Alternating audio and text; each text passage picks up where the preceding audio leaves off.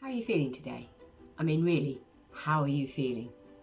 Let's take a moment to see what's really going on for you. Start by asking yourself, when you look inside, how are you holding your body? What expression do you have on your face? Are your eyes wide open, normal, or struggling to open? Do you have any unsettled feelings in your tummy? Is there tension anywhere, like your neck and shoulders? Are you breathing normally or more quickly than usual? Is there any feeling of guardedness or like you need to protect yourself? Do you feel energized or withdrawn or somewhere in between the two?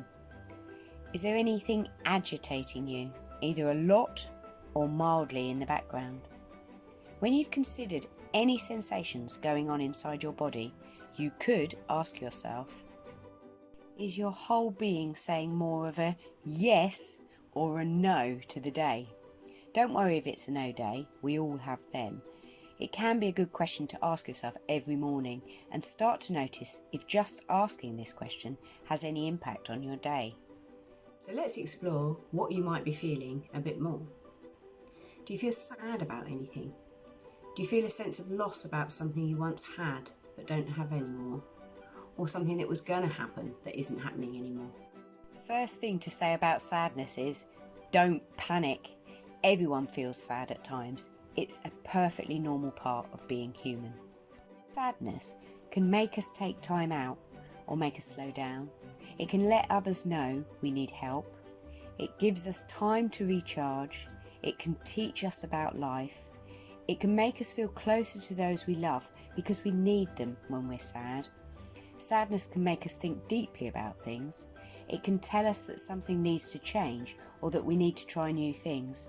And it can help us be more understanding towards others when they're sad. If you feel really sad, you might want to wallow in it for a while and maybe have a good cry. You might need to talk to someone you're close to or someone who's been through the same as you. Their understanding can really help. With sadness, we sometimes just have to ride it out and remember the cliche that time will heal. Are you worried about anything? Are you worrying about something such that you're ruminating and it's going round and round in your head? Or are you catastrophizing and assuming and have convinced yourself that absolutely everything's going to go wrong? Or do you just have a general sense of anxiety? If you're worrying or feeling anxious, start by bringing it into focus and ask it what it's telling you. Anxiety can be like a nag that tells you that you need to do something. It might be that you need to book that doctor's appointment for something you're worrying about, or it might mean you need to practice the speech that you're going to give a little bit more. If it's telling you something like that, it's doing a good job, as it will give you the drive to get on and do what you need to do. If you're worrying about something you really can't control, you need to change the way you think about whatever it is, or try to stop it coming into focus at all. There are lots of things you can't control, and although we might sometimes try to influence others, we can only really truly have some control over ourselves. It's good to remember that. It's also good to let go of the things you have absolutely no control over, as that is totally wasted worry, as it does nothing but make you feel uncomfortable. Also, remember our brain is designed to focus on negative things because it evolved to keep us safe. So for example, our brains are super tuned into danger and negative things so that we avoid them next time. Unfortunately, our brains can't tell the difference between real danger and the things that we just feel scared of. Ruminating and catastrophizing adjust your brain up to its usual tricks of making you dwell on the negative. And if you can see this or catch yourself doing either, you have more chance of stopping it. Sometimes you can change the way you think about something that's worrying you by imagining it getting smaller, putting a funny soundtrack into your head every time you see the worry arrive, remembering a time when you had a similar worry and coped well, knowing that most things do turn out well, or thinking about a time in the future when this worry will have gone and won't seem in the least bit important. And never worry about feeling anxious. Our bodies are designed to become anxious. It's a safety mechanism. It's not designed to harm us, even if it is totally unenjoyable to experience. Are you angry about something? Has someone made assumptions, asked something unreasonable of you, or threatened your well-being in some way? Generally, we become angry when someone or something has pushed at our boundaries. In other words, done something unacceptable to us. Something that threatens our safety, our sense of fairness, comfort, or sense of well-being. It's usually a message to ourselves that something needs to be stopped, sorted out, or understood better. We often need to be assertive to address whatever it was that triggered our anger. Being assertive takes courage if we're not used to it. But to be assertive, you can simply say, when people do X, I feel Y, I need Z to happen. So for example, when people don't listen to me, I feel frustrated, I need to be listened to. You then need to listen carefully to their response.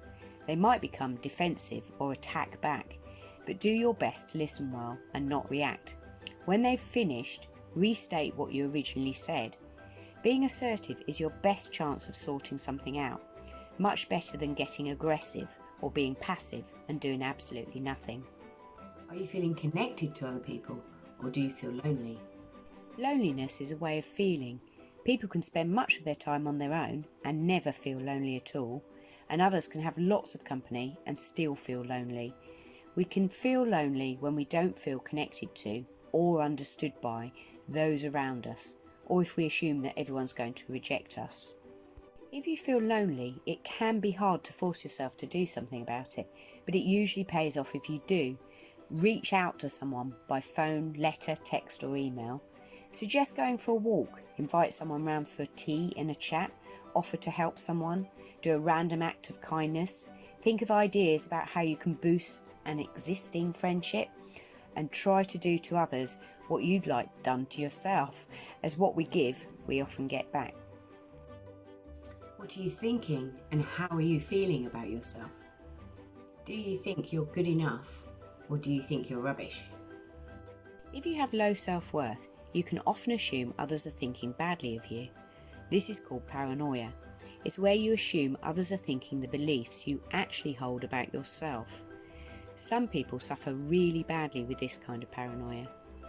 The reality is, most people do not spend much time thinking about someone else, and certainly not as obsessively as your paranoia might lead you to believe.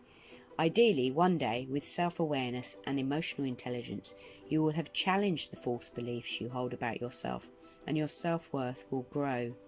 We are all good enough, we really are. What is your self-talk like? Your self-talk is the thinking commentary often running through your mind. It can make judgments about what's going on for you. For lots of people, those judgments are negative. Sometimes we don't even notice our self-talk putting us down. What's your self-talk like? Is it kind? Some people's self-talk is really mean, and those people give themselves a really hard time when they don't get things right, when they feel they haven't done their best, and they're prone to thinking they've messed up even when they haven't. The best time to notice your self-talk is when you make a mistake. When you make a mistake, does your self-talk give you a really hard time, or does it just accept that everyone really does make mistakes, and they might cause inconveniences and little life irritations, but nearly all mistakes can be sorted and forgiven? When you start to notice your self-talk, if it's negative, you can tell it off. It can take practice, but you can help it to become kinder to you. In my experience, few people have genuine and excellent self-esteem that's completely independent of what others think of them. We can often think that we're not good enough, but we really are all doing the best we can with what we've got. You are good enough, we all are. How good are you at sitting in this moment? Can you bring your focus into this moment right now, where things are most often just fine? Can you become so that your mind is focusing only on this moment, without the agitation of things you must get done in the future, or overthinking about something that's happened in the past? Can you breathe deeply and feel the relaxation that can bring? Can you suspend unnecessary thinking, like we do when we first glance at the sky and it holds our quiet attention because it's so vast and beautiful. Can you bring yourself into this moment, in other words the now?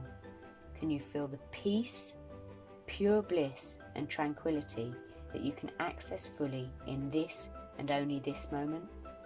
There are many things you can do to arrive in the moment more fully, like yoga and meditation. They do take practice, but it's what wise people have been going on about for centuries, and it can be a way to bring more calm and contentment into your life. Is there anything you feel happy about? Is there something you're looking forward to? Have you just had some good news? Have you just had some success? What are the positives going on for you right now? Feeling happiness or joy is enjoyable, but we can't expect to feel it all of the time. However, we do tend to feel it more if we practice gratitude.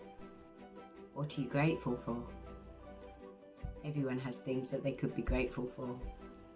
It might be the coziness of the chair you're sat in, a cup of tea, a fond memory, a pet you love, friends who care, a nice meal you've got planned, family members who make you feel loved, a smile you received, free time, a good conversation you had, any skills you have that you enjoy using, the beauty of the sky, something you have planned, comfort when you find it, the choices you're able to make, being able to laugh, watching movies or listening to stories, your home, achievements, the feeling of getting into bed at night, lighting a candle and taking a moment, the marvel of different colours, the wind on your face, the seasons, your freedom, smells, learning something new, the fact there's always more to learn, for any hobbies that you really enjoy.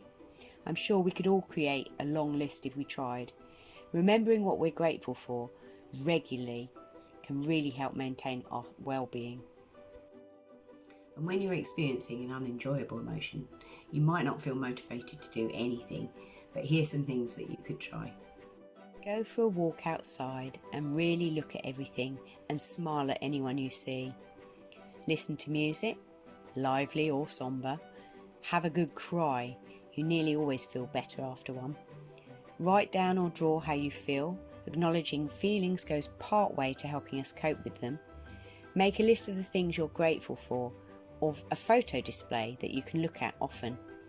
Do something you know you love doing, like painting, reading or gardening. Spend time with someone you really enjoy the company of. Tidy something up. That's always satisfying. Watch a film and lose yourself in it. Try to learn something new, either from a book or a how-to video on the internet.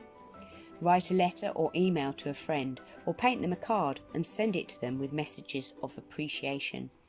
Cook something new by following a new recipe. Follow a yoga routine on YouTube, or make a plan for a trip somewhere. But all of that aside, asking yourself what you're feeling and checking in with yourself can help you manage your emotions in a way that will make positive outcomes more likely.